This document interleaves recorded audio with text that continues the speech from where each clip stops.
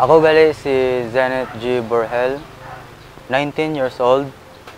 Nag-eskwela sa Mindanao State University, General Santos City Campus. Ang course ko is Civil Engineering, first year student. Ako isa ka kabugkason scholar subong. Dako gid ni nga bulig sa akong eskwela, lalo na sa financial, lalo na sa akong pamilya, kay hindi man kami sang blessed gid pag-abot sa kwarta. Maka-help siya lalo na kung mag-abot na ang face-to-face, maka-sustain siya sa akong boarding house or akong mga needs as a student. Masigurado ko yun nga mahalungan ko yun nga ang scholarship sang kabugason.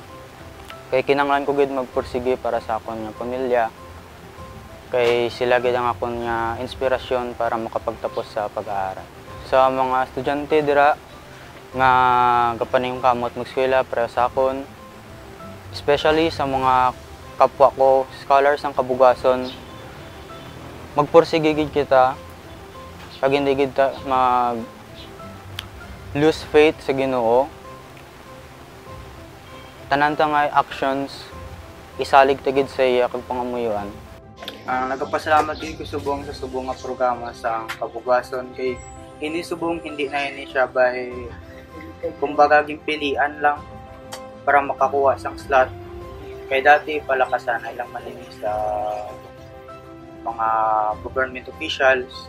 Nagpasalamat din ko sa nila lalo na sa aton nga gobernador. Kay grant niya ang opportunity nga hindi na maging bias ang pagkuha sang slot sa kabugason scholarship. Ang message ko sa governor, madamo gid nga salamat sa amo ni klase nga programa. Madamo gid kami nga nabuligan subong ang mga kabugason scholars. Mga pertigid ni kada ko mabulig.